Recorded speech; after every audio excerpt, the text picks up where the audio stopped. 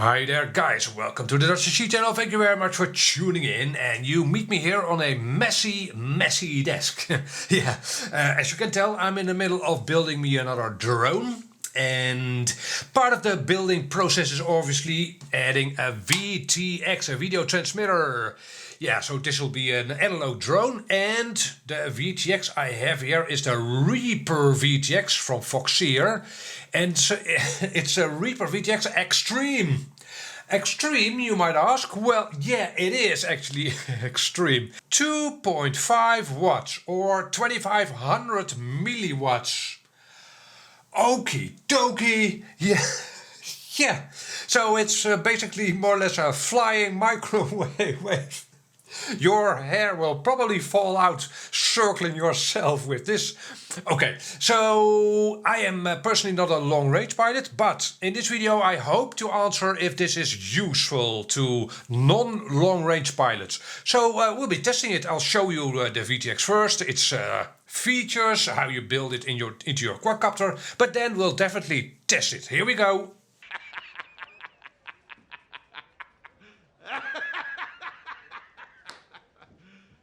You serious? Alright, let's cut the unboxing part of this video down to a minimum. Here we have the VTX, and it actually feels completely metal on all sides. So that's definitely nice. And what else do we get? We get a frequency chart and warning. Okay, mostly a frequency chart. I have already told Foxeer that they need to improve their product page. Yeah, there's no information about the output levels, for instance, on the product page, and VTX tables and such. So by the time you are watching this video, they will probably have improved that. Okay, and the last thing in the box is a cable. Let's see how many strands this actually has. Okay, okay, so this cable you can use to power your camera as well.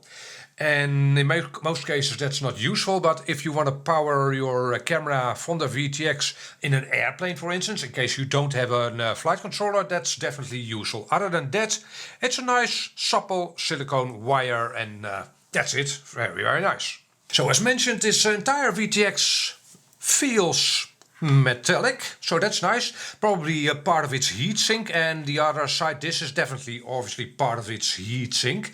Also you see a mounting pattern here, so very convenient. Those are M2 holes from the looks of it. Yeah, M2, and this will probably be a 20 by 20 pattern. So yeah, you could put this in a stack or at the tail end of your quadcopter, and you'll need a 20 by 20 stack mount. Otherwise, well, tie wrap it into your quadcopter, whatever you need to do, but this is definitely a nice feature, right? And it has an MMCX connector over here for your antenna. There is the multi-wire connector, so there's no soldering to the VTX itself. And okay, so we got a video in, ground 5 volts, so that'll be for your FPV camera if you want to hook it up straight to the VTX. We've got tramp data, so this is a tramp smart audio, tramp smart audio, ooh, VTX. You'll be setting up your VTX with tramp audio, then ground, and 7 to 35 volts in. So that'll be your power in and ground over here. And okay, so it'll have 3 LEDs over here, and we'll have a look at those so once we hook it up into a quadcopter, and a button with which you can cycle through the bands and the channels and the power levels, and maybe put it into pit mode. Yeah, a double click will put it into pit mode, or switch it out of pit mode. And that's it. Yeah, so the VTX is not super duper big. It's for a 2.5 watt VTX. This is definitely small actually. So, oh, also definitely an important feature. It has a microphone. So we'll also see whether the recordings are any good with that microphone. Yeah. Okay, and it says it'll be warm. Yeah. If you run it at 2.5 watts, it'll definitely get warm, probably. Yeah, okay, so that's the VTX. And here is that Reaper Extreme VTX for Foxeer in a quadcopter.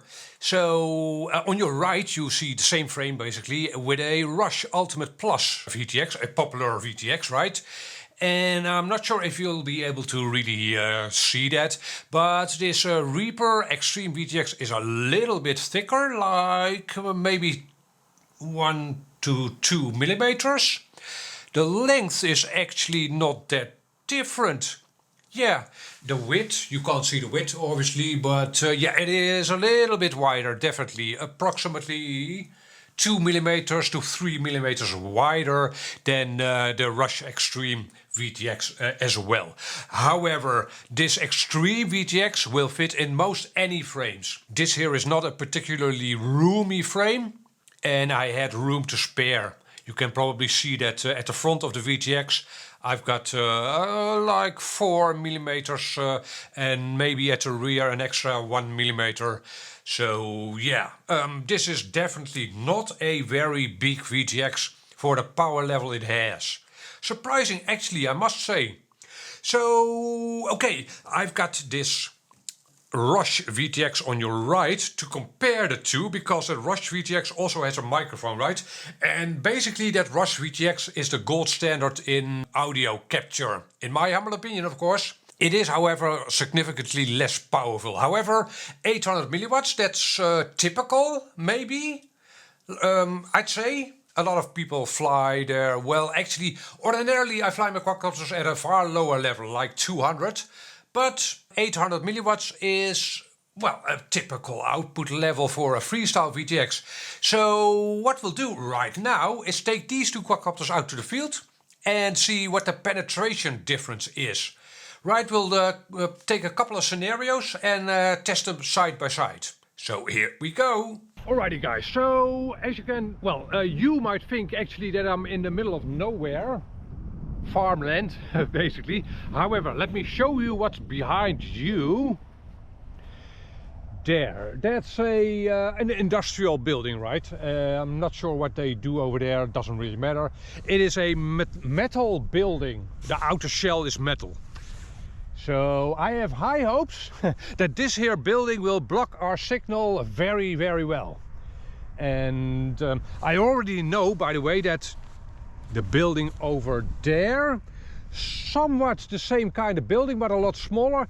That building is more than enough to block, for instance, the DJI digital setup. I've flown around that building a couple of times, and again, that building is enough to block the DJI digital setup. So we got ourselves a bigger building and we'll fly around it and see whether there's any difference between the two quads I have with me. And these here are the two quads I have with me, so mostly identical. Well, the frame is the same, the FPV antenna are the same. This one on your right has a Rush Ultimate Plus, and I've got it set to 800 milliwatts, a typical freestyle setup, I think, to me at least. And this one has the Foxeer Reaper at 2.5 watts. Yeah. So let's just see if there's any difference. Maybe this one won't get around the building at all. We'll see. Let's do some flying. Here we go. Alrighty guys, here is our 800 milliwatts run with the Rush FPV VTX, right? Oops, wrong switch. Armed. You can see the 800 milliwatts in the upper left corner, and I must be honest, I've done a test run already. Highly uncomfortable test to do, and also the result is not what you are expecting the result to be.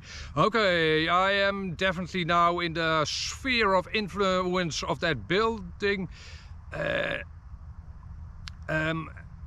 It's not like I have signal breakup, but the video signal looks very weird, psychedelic if you will. And I'm not sure what the DVR footage will be like. And on this run I have to navigate lamp posts. And yeah, now I can definitely see the lamp posts again, but well, damn it. Okay, so 800 milliwatts, we got through that, right? Let's, for good measure, try that smaller building as well. And okay, so the first time I tried this building, it was even worse actually. So let's get down to the deck a little more. And there we go, lots of breakup. I know this spot, but otherwise, yeah. Okay, let's try another round. It seems like, well, that smaller building is a little further away, so maybe that plays into it, but also I know that this building has a very strong Wi-Fi setup. Yeah, if I were to navigate like small holes or anything behind that building, I'd be dead in the water. So, well, this was uncomfortable but flyable mostly, especially that bigger building. Flying behind that bigger building was uncomfortable but flyable. So, let's now switch to the 2.5 milliwatts Foxeer VTX. Here we go.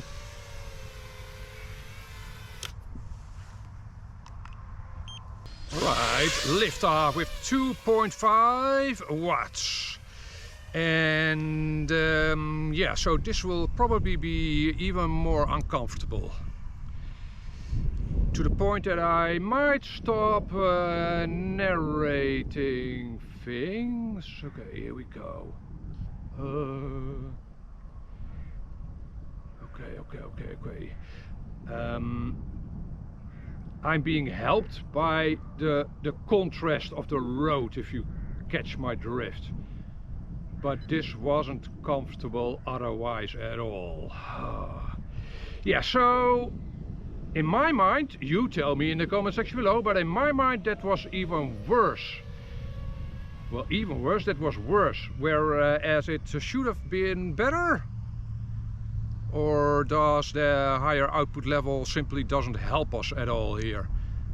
Okay, this building then, okay, I can't see anything. I had to throttle on out. I didn't see anything at all anymore. I had complete loss of signal. Video signal, that is. Let's, for science, try that again. Down to the deck. No. I could faintly make out the tree line in the distance, because that looked, well, let me show you. That tree line looked a little darker than the rest of the image. That's the only thing I could make out. So, yeah, as mentioned a second ago, this looked to me worse than the 800 milliwatt setup. And yeah, maybe these metal buildings simply make, well, how do I put that? A higher output level is worse with this kind of blockage or a reflection. I even sense it while flying next to this building. There are strange artifacts in the video which are probably reflections. And when I fly the quadcopter here, I have great video, nice and clean. Yeah, so well, let's try a different kind of penetration test. Here we go. Alrighty guys, let's again set a baseline at 800 milliwatts. And okay, so this spot, there are people around, so I will have to be careful, which I will. But okay, so the field is mostly vacant. That's nice, mostly, but again, I'll have to be careful. And those trees are definitely now in my signal line. But this is still very much flyable, so let's continue on. And this is a range check, range test. It's a combination of range and penetration, because there are now about 3 groups of trees in between us. Yeah, so this was more than enough to make it difficult, make things difficult for an FPV setup. Let me show you again that I can in fact fly all the way to the end of this beach front here. No real issue at all, right? No real issue at all. So let's get back and see what the Foxeer VTX makes of this situation here. Yeah, obviously I would have liked to not have been people around, but that's okay. That's often the case, right? When you fly FPV, right? You have to be safe. While there are people around, be sure to not get near them too much. Okay, we got it back and nobody died. And here we go, 2.5 milliwatts, well, or at least my OSD tells me it's 2.5 milliwatts. I must state that I'm beginning to doubt the setup of this VTX. As I've done a dry test already, but didn't go, well, as you can see, this is already sketchy. Well, I'm not sure what the DVR will look like, but this is already sketchy. And I'm not even halfway. And again, there are people around here, so I can't take risks. I can't go ahead and...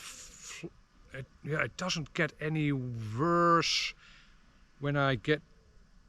And it's now better. And what if I get higher up? Yeah, much better. So that is definitely blockage by the trees.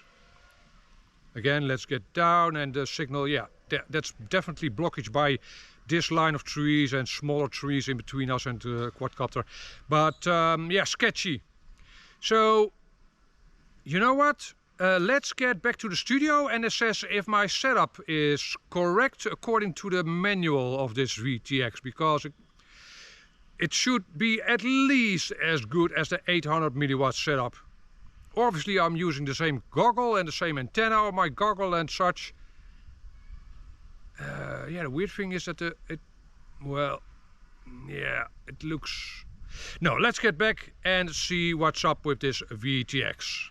Can we see anything that's causing this result? Because so far it's a crappy VTX, but I'm sure I can't imagine Foxeer releasing a VTX that doesn't work. So let's see what's up with my setup here. So guys, here is our offending quadcopter with the Reaper Extreme VTX. So, and yeah, that wasn't as expected. So the first thing I checked was whether the connectors were all fine, right? The MMCX connector and maybe this antenna connector. Maybe I hadn't screwed on the antenna well enough, but that looked all fine and dandy. So the next thing I thought, well, maybe I've got that VTX still in locked mode. Maybe it's always in 25 milliwatt. Right, when it's in lock mode. So let me show you a couple of lines of the manual, and hopefully you'll agree that if we see a blinking power LED, which will be the LED on our left, then the VTX should be unlocked. Right, so it would then not be unlocked. So let's have a looky at that power LED. And again, the power LED is the one on our left. It's a red LED and hopefully you'll be able to see it.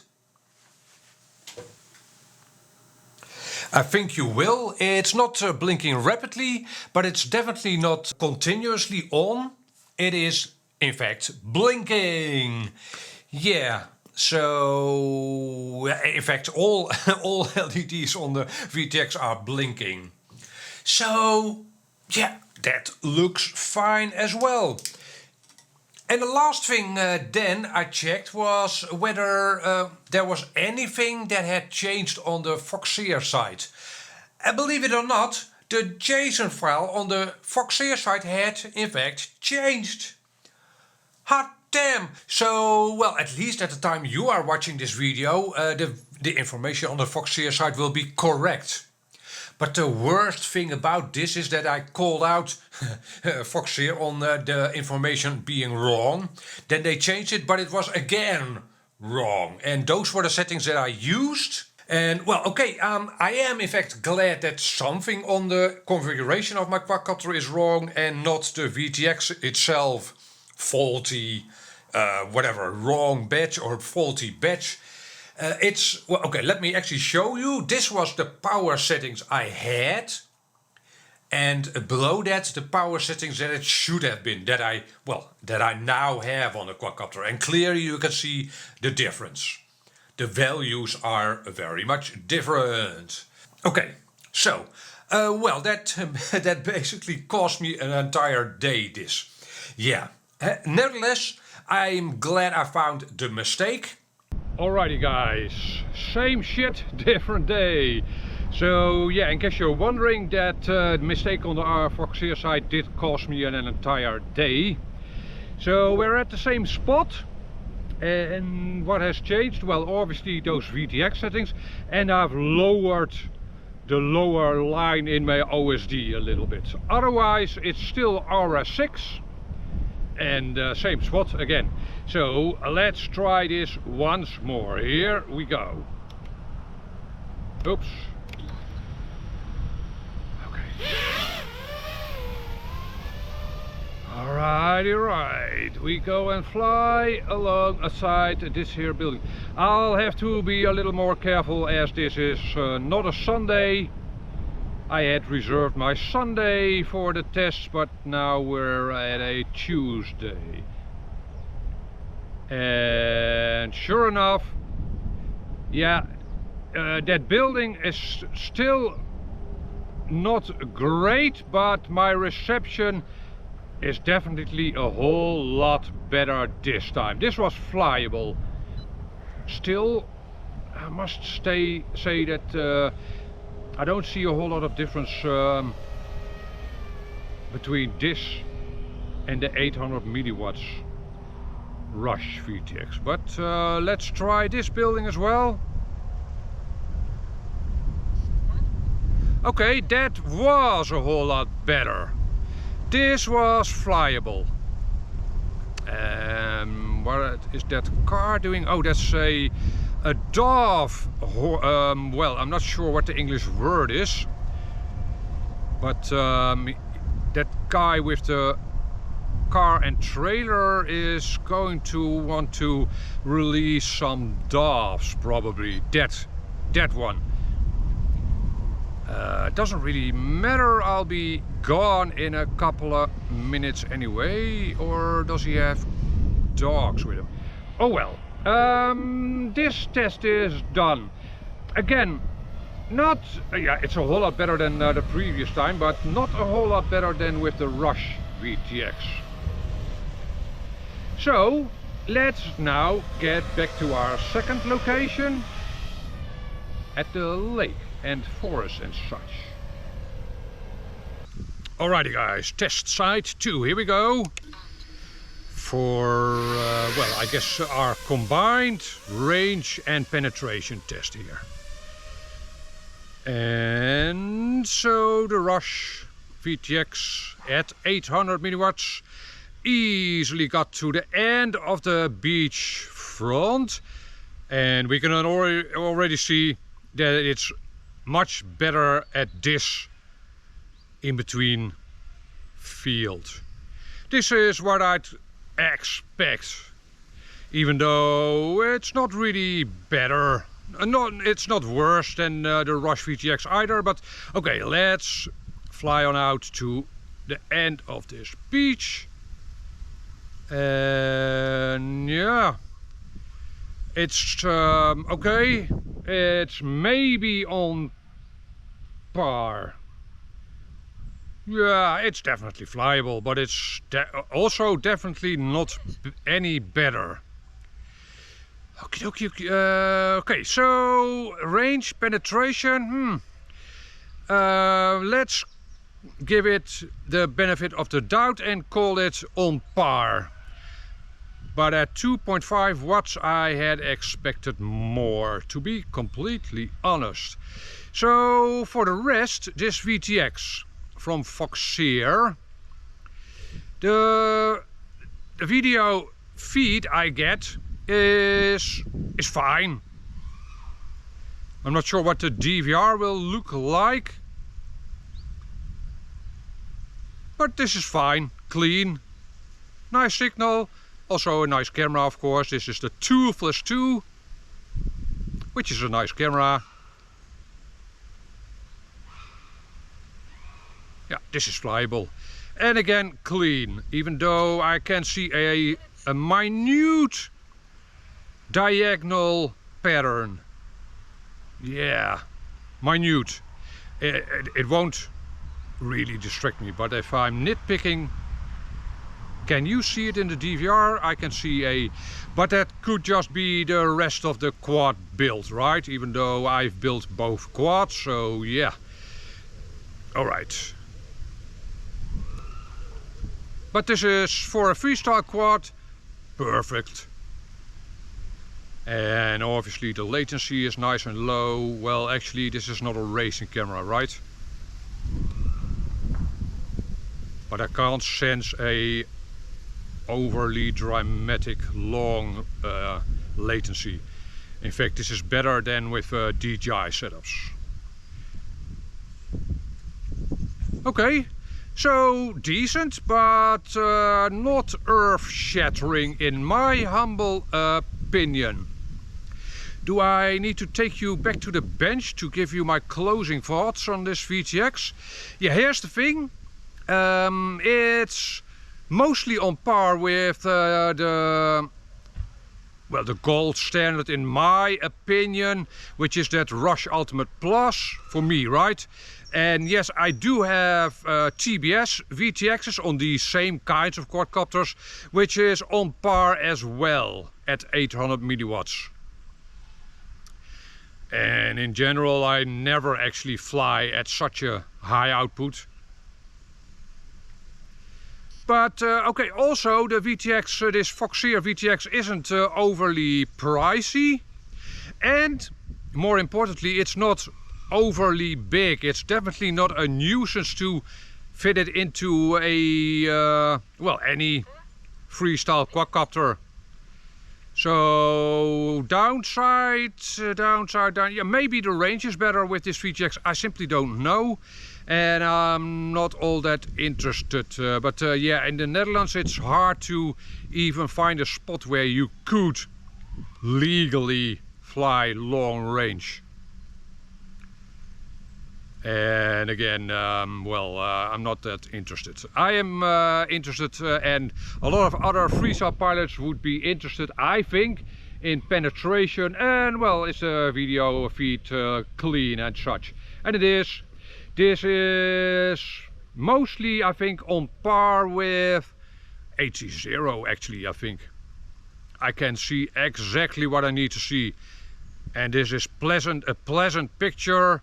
It's pretty clean, even though I'm now flying behind several lines of trees, which is the breakup you see now and again. Other than that, yeah, so also if for instance you were considering that Foxeer RTF quad with this VTX, yeah, fine. There's no, it's not a bad quad in that sense at all. So, but I must state that I am a little bit disappointed in, well, I was hoping for a breathtakingly better penetration, which I don't see, even though my tests aren't scientific at all, I know. And yeah, you tell me in the comment section below, what were you expecting and what did you see in my DVRs? And again, that's it. Also, I must add that Foxeer did send me this VTX. So if you think that all, well, sponsored between hyphens reviews are automatically positive, yeah, it's a fine VTX. I wouldn't hesitate from using it in builds at all, but also I don't see a real reason for picking this over, well, a Rush or TBS VTX. And that's my verdict. And maybe you have a different opinion. I'd love to read or hear your opinion. Definitely. Oh, low battery, that's good timing, I guess. Yeah. For now, I want to thank you for watching. Catch you on the next video. Bye bye.